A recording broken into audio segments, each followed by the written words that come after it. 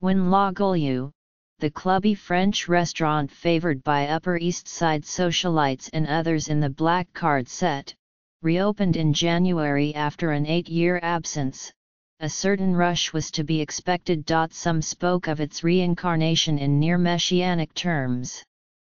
"We have been waiting forever for La Gaulieu to come back," said Francine Lefrak, a Broadway producer and daughter of Samuel Lefrak, the real estate developer who died in 2003. "There is so much loyalty toward that place." John Dempsey, an executive president at Estée Lauder, said he had been to the restaurant every week since it reopened.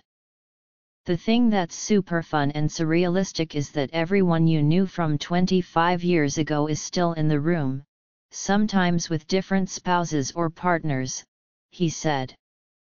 "For some people, time has stood still, depending on the quality of their dermatologists or plastic surgeons. But its return is also testing loyalties and disrupting the finely calibrated social pecking order of the zip code's wood-paneled canteens. For those unacquainted with this rarefied dining scene, here is a little history. The previous La Gaulieu was ensconced on Madison Avenue near East 65th Street and was a cliquish playground for well-heeled Upper East Siders seeking more than just French classics like cheese souffle and coq au vin. When it closed in 2009 because the landlord would not renew its lease, it left a social void that other French restaurants were happy to fill.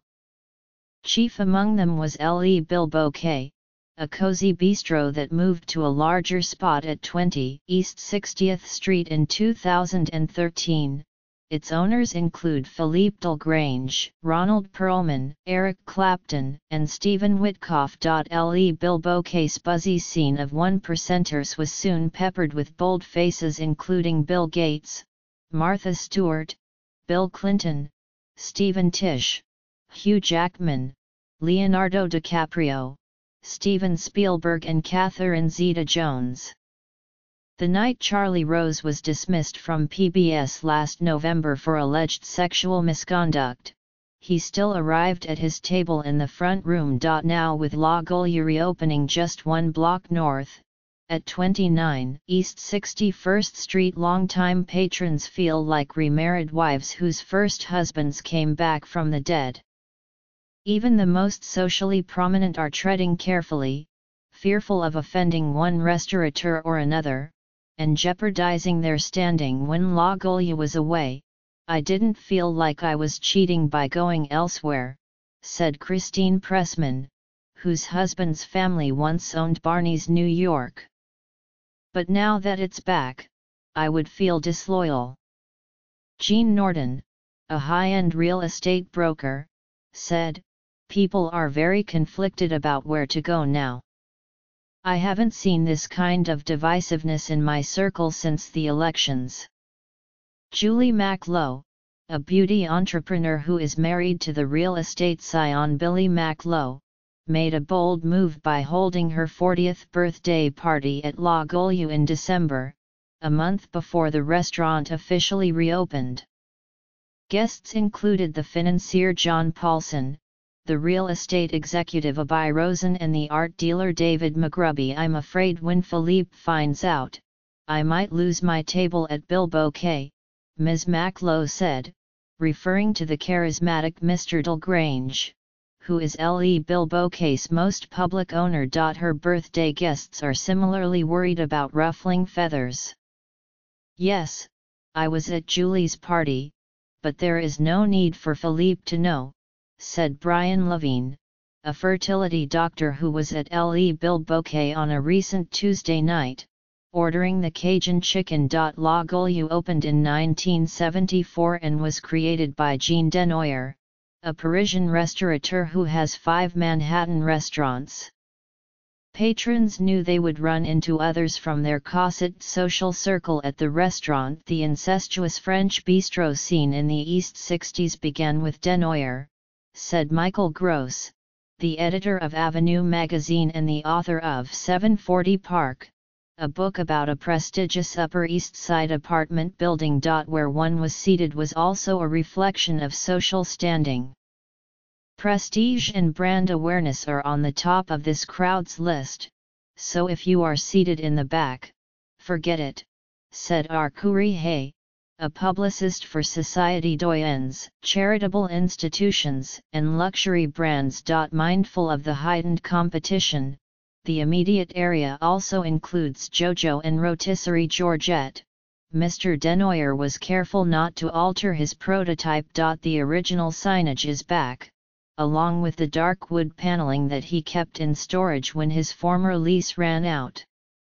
Even the phone number, 212-988-8169, is the same as it was in 1974. But Mr. Denoyer isn't resting on nostalgia alone. He and others from La Golia have been reaching out to preferred patrons and enticing customers with more generous portions and lower wine prices. I felt very courted by La Golia when they told me I can have a table for 11 on a coveted Saturday if I choose to have my annual birthday party there this year, said Mr. Norden, the real estate agent. Clients are also impressed that I can get a reservation at one of these social French spots. They feel I am an insider, and it helps me seal a deal. La Golia has also been accused of poaching employees from rivals.